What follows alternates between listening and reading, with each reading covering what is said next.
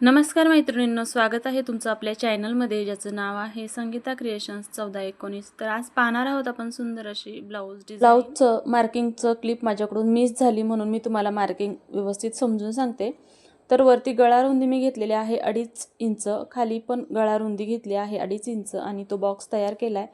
त्यानंतर 2.5 इंचाच्या वरतीची डिझाइन बनवायची आहे, त्यासाठी मी 2.5 इंचाचं मार्किंग केलेलं आहे आणि त्या मार्किंगपासून पुढे इथे पंचकोनी गळ्याचा आकार दिलेला आहे।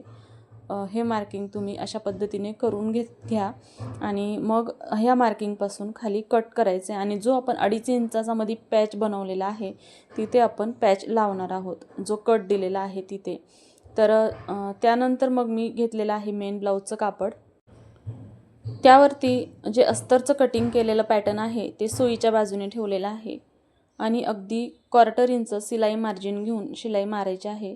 शिलाई मारताना एकसारखी मारायची आहे, कमी जास्त होणार नाही याची काळजी घेत पूर्ण ब्लाऊजला शिलाई मारून घ्यायची आहे। एकसारखी शिलाई मारली की ब्लाऊजसुद्धा एकसारखा दिसतो आणि डिझाईनही व्यवस्थित येते। तर इथे पहा, अगदी 1/4 इंच एकसारखी शिलाई मारून घेतली। त्यानंतर आता इथे कमरेला मी कमरपट्टी वेगळी लावणार नाही, इन आउट पद्धतीने करणार आहे, म्हणून कमरेच्या भागाला सुद्धा इथे पहा शिलाई मारून घेतली आहे आणि जो खाली एक्स्ट्राचं कापड आहे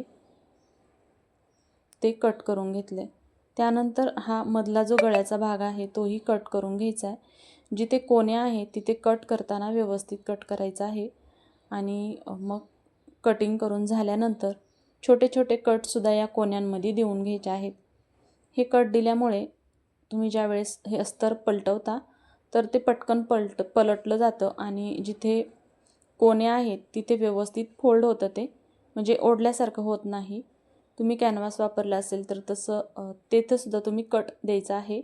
तर इथे थोडीशी शिलाई अगदी बाहेर खेटून होती आणि ती जर उलटी करायला गेली असती तर ते पूर्ण उसवलं गेलं असतं, म्हणून मी थोडीशी किंचित आतून शिलाई घेतली। म्हणजेच ब्लाऊज शिवताना शिलाईचं किती महत्त्व आहे तुम्ही पाहू शकता। त्यानंतर या पद्धतीने मी ब्लाऊज पलटवून घेतला आणि मग ब्लाऊजचा जो वरचा भाग आहे तिथे दापटीप देऊन घ्यायची आहे, जो गळ्याचा आकार आहे तिथे दापटीप देताना सुद्धा व्यवस्थित द्यायचे आहे। आतलं अस्तर आणि जे वरचं ब्लाऊजचं कापड आहे ते परफेक्ट एका लाईनमध्ये आले की नाही हे चेक करायचं आहे। बऱ्याच वेळा काय होतं की अस्तर आतमध्येच फोल्ड झालेलं असतं, आपण ते बाहेर घेत नाही, म्हणजे आपण जी शिलाई मारलेली असते ती शिलाई बरोबर दिसली पाहिजे आणि ते शिलाईच्या बाहेर कपडा आला पाहिजे, तरच शिलाई व्यवस्थित मारली जाते। नाहीतर जर हा अस्तरचा कपडा आत दबून राहिला तर कुठेतरी जे आपण कट दिलेले असतात, कोणे असतात, ते दबून राहिले का आकार पूर्ण चेंज होतो। म्हणून कापड व्यवस्थित करून घ्यायचं आहे, अगदी फिनिशिंगसह सेट करायचं आहे आणि मगच शिलाई मारायची आहे। त्यानंतर आता हे पलटून घ्यायचं आहे आणि बाहेरच्या बाजूने जे अस्तर ओपन आहे त्याला चारही बाजूने शिलाई मारायची आहे। तर पहा, ही शिलाई मारून झाल्यानंतर खाली कमरेचा जो घेर आहे त्यालाही शिलाई मारायची आहे, कारण इथे आपण पट्टी लावणार नाही। अगोदर कमरेच्या भागावरती दापटीप देऊन घ्यायची आणि मग साईडला जे काही ओपन कापड आहे ब्लाऊजचं त्याला एक्स्ट्राची शिलाई मारून घ्यायची आहे। आधी कमरेचा भाग क्लिअर करायचा आहे, म्हणजे कापड गोळा होणार नाही। कमरेच्या भागावरती दापटीप दिली की साईडचं जी बाजू आहे त्यालाही व्यवस्थित शिलाई मारून घ्यायचं आहे आणि एक्स्ट्राचं जे काही ब्लाऊजचं कापड आहे ते कट करून घ्यायचं आहे।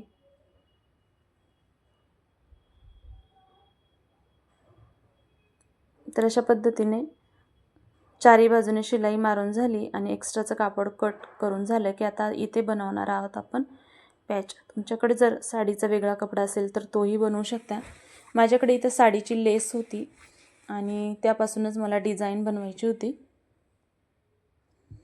ती मी स्लीव्जला नव्हते वापरणार, कारण स्लीव्जला फ्रिल डिझाईन बनवायची होती म्हणून।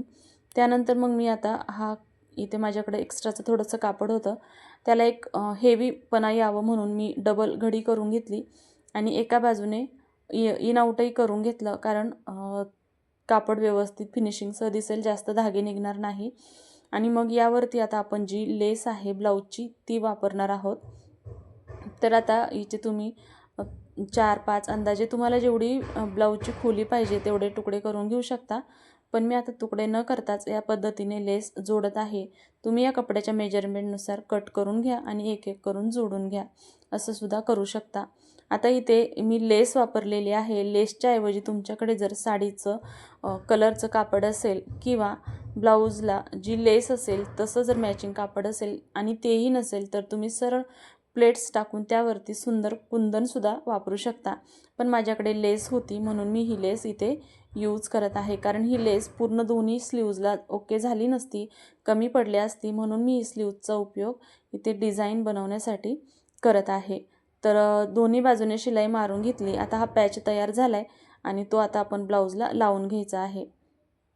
तर पहा आता अशा पद्धतीने ह्या ब्लाऊजला व्यवस्थित ठेवून घ्यायचा आहे आणि मग इथे शिलाई मारून घ्यायची आहे. आता इथे तुम्ही लेस लावू शकता किंवा तुम्ही विदाऊट लेसचं सुद्धा ठेवू शकता. या पद्धतीने सुद्धा सुंदर डिझाईन दिसते. पण जर तुम्हाला लेस लावायचीच असेल तर तुम्ही लेससुद्धा लावू शकता ब्लाऊजला. तर पहा इथे हे जोडून घेतलं आहे आणि इथं सुंदर ब्लाऊज डिझाईन तयार आहे. आता पुन्हा एकदा व्यवस्थित रब करून टिप मारायची आहे. सुरुवातीला मी रब करून टिप मारली नाही, कारण आकार एकसारखा येत आहे की नाही हे आधी चेक करायचं आहे.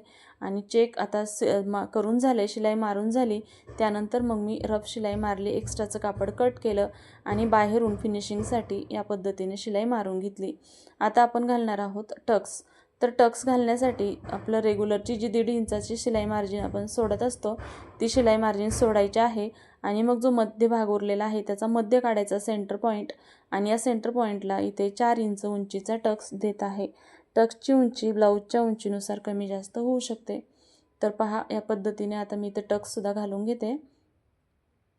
तर खालच्या बाजूने टक्स अर्धा इंचाचं, म्हणजे दोन्ही बाजूने 1-1 इंच फोल्ड होतं, जसं की आपण कटिंगमध्ये 1 इंचाचं मार्जिन सोडलेलं असतं.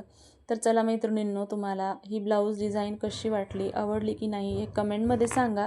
आणि हो, जर व्हिडिओ आवडला असेल तर व्हिडिओला एक लाईक करा, शेअर करा आणि चॅनलवरती नवीन असाल तर आपल्या चॅनलला सबस्क्राईब नक्की करा. चला भेटूया उद्याच्या नवीन व्हिडिओमध्ये. तोपर्यंत आजचा व्हिडिओ पूर्ण पाहिल्याबद्दल तुमचे सर्वांचे मनापासून धन्यवाद.